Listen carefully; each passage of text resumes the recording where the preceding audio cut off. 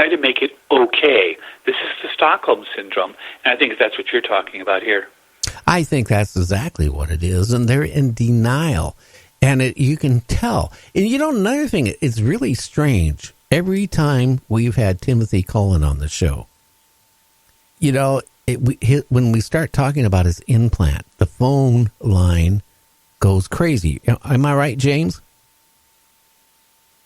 Yeah. Oh, my goodness. Phone lines go crazy every time we get to a certain part in the sentence where he's talking about things like a certain buzzword, and it breaks up. Now, we've had him on the last 3 times, and we've run a running experiment with 3 or 4 different phone lines, landlines, cell phones, and every time it's the same thing. And I don't know if it's his implant or what powers it be that are interfering with him talking to us, but it's every time.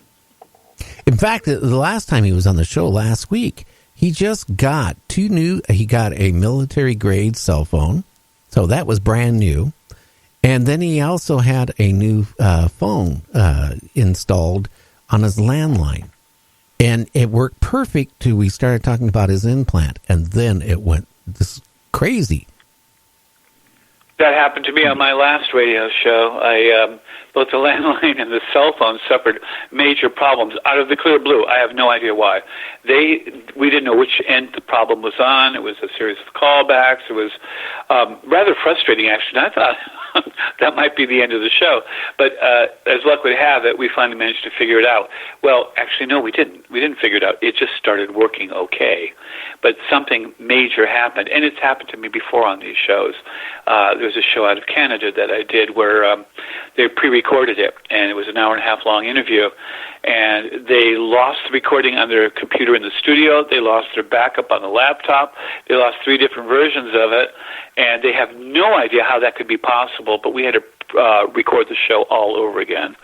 And so this sort of stuff does seem to happen more often than not with a lot of my radio shows.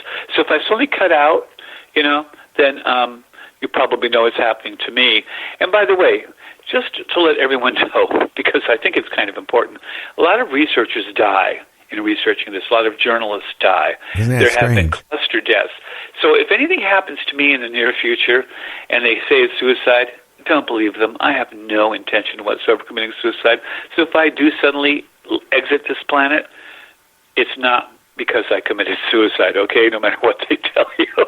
Well, my wife was even putting her concerns out here a couple of weeks ago. She goes, some of the subjects you talk about, some of the people you had on, she goes, aren't you scared for the family or you that something could happen? And it should be. You know what? I never gave it any thought, but then I started thinking about it because, some strange things have happened and weird things. Like my computers I run, believe it or not, I got a couple, 4 servers, okay, which feed out to the radio stations and the internet. Then I run the show on 7 computers, all separate of each other.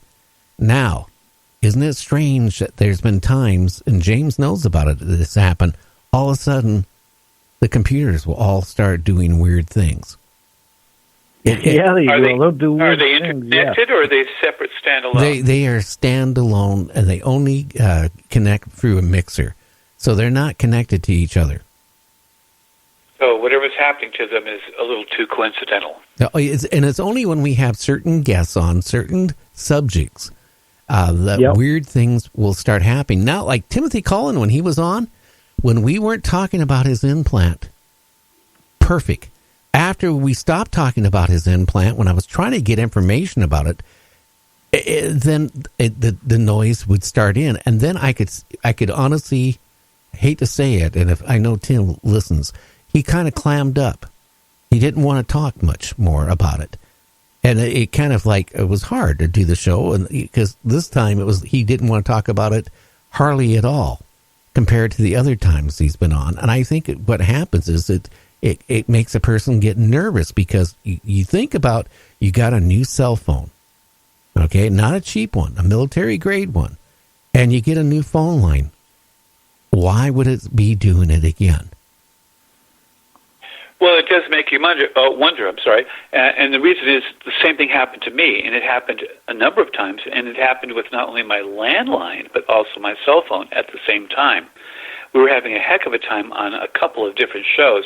Now, I don't know if that really is the government interfering or whoever, or if it's just really bad luck, but I kind of suspect that maybe it's because some of the subjects are kind of off limits and they want to disrupt the flow, distract people. I think you're right, because I had a person I got to know for a while, and then I distanced myself from him. He was like 13 or 14 years with the DOD. And he told me, he warned me one time, he said, some of the people you are talking to are on a list. So as soon as you bring them on your show and call their phone number, now you're on the list.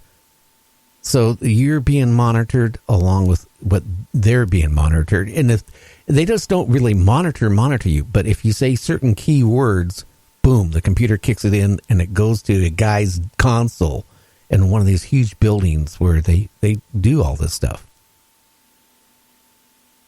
Well, again, it's kind of hard to figure out what's going on because there's so much going on, and it's hard to categorize it and differentiate it. I have a question for James as well. I'd like to know, James, what do you think of UFOs and aliens? Do you think they exist? Oh, absolutely. Matter of fact, I seen one in July, a cigar-shaped one. It blew me. I was in such awe, I couldn't even film it, but I did snap off some pictures. But I have a theory because we often ask why they keep coming here for millennia and doing all these things. But I had a theory that I came up with last week, and it's, maybe we're like a school, and they bring their students here over the years to keep practicing with us to doing things because, and maybe they use it as food too, because these are the only things that fit these checks and these blocks. But again, we're thinking on our level, so, who's to say what it really is? But, they're not coming here to keep experimenting or doing things. They're so advanced, they would have done this already. So what would make sense on our little mind thinking would be if we were just, experiment for their students to keep coming here, experimenting on us and practice. And if they mess up and they mutilate us, well, they just drop us down on a coal pile.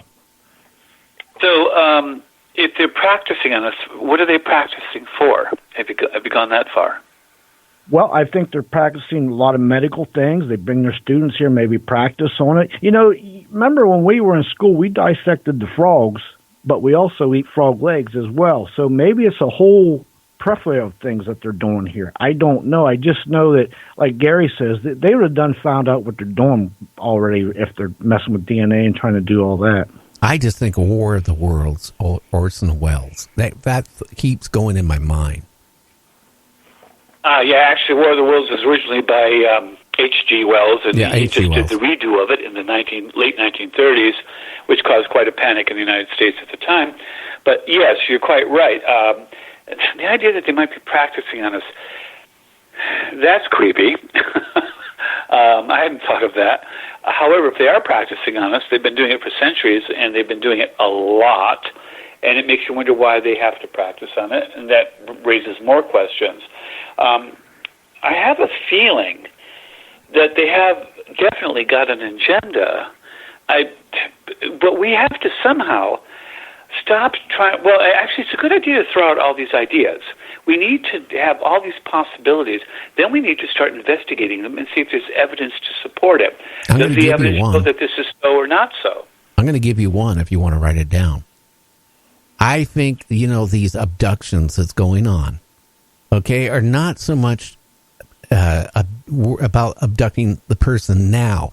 It's to abduct them, to change their DNA a little bit or implant something into them for when they have their offsprings, and then they have their offsprings, there's going to be changes. So whenever pardon the term, shit hits the fan, one of the generations will be already prepared and ready and conditioned in their mind, because they could have all that set from generation to generation to generation, just like what they did with those sleeper cells from the Soviet Union. I kind of agree with you on that, because I've written several science fiction books And often in my sci-fi, I express ideas that I have about these things too. And of course, science fiction is often a scenario in which the author does portray possibilities and praise them forth. But I wonder, one of my books is called The God Factor, and it was the idea that we were genetically designed, or at least altered, to believe in God. And there is the idea of the God concept, and that, and a number of biologists say that we do seem to have a biological or genetic predisposition to believe in a supreme being or a God or gods, depending on whatever you want, and that we actually are genetically geared to believe this way, and that our brains are designed this way to a certain degree to do it. Now, if you wanted to create the perfect subservient population, you would do this. You would design them to believe in you as gods, and you'd want to create a civilization or people that would actually physically, mentally think of you that way so that you'd be untouchable and you could rule much more easily and much more safely and much more securely. And so I do think that this sort of thing has been going on. I do think that we have been manipulated to believe in gods and a god for this very purpose. I think the Anunnaki did it. I think the Vedic texts talk about the same thing. The fact that they both talk about rebellions against this shows that it didn't quite work as well as they'd hoped it would, but that doesn't mean they haven't stopped trying. No, I just think maybe that the whole process is in the DNA. So when they go to activate, maybe 20 years from now, 10 years from now, or 100 years from now, the offsprings of the people that have been abducted already has that imprinted in their DNA. Absolutely. We have a lot of what is known as junk DNA that they used to think was just junk, a great deal of it, in fact. Now we're beginning to realize it isn't junk DNA, that it actually serves purposes, most of which we don't know because we've been ignoring it as junk DNA for so long. So there's an awful lot of genetic sequences in our code that may actually do something just like that we're simply not aware of. No, and we can't think about it because we can't rationalize it. That's the whole problem. We can't, with our knowledge, really sit there and, like me and you talked about, we don't know what they're here for. We have no idea. We don't know where they're coming from. We don't know what they want. A brainwashed person objectively look at something when they've been brainwashed.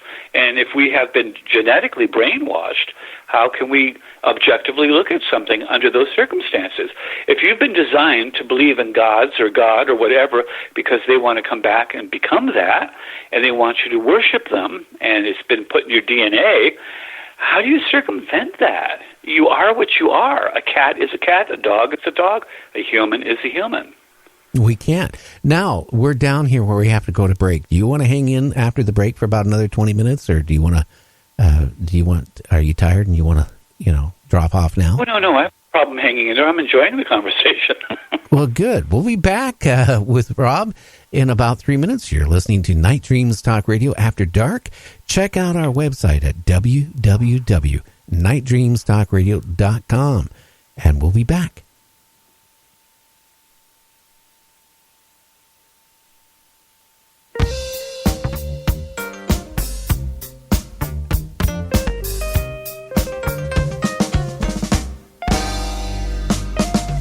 Maggot was a biker and he drove his motorcycle very fast. Drove a big chop Harley with a gang color jacket and ran down citizens for laughs. He had an old lady named Petula who packed an automatic 45 gun. They had just come up from California where they'd shot 6 cops for fun. Dickie thought he was the best there was down the interstate he saw, till the day he tangled with the county sheriff who they all call 104.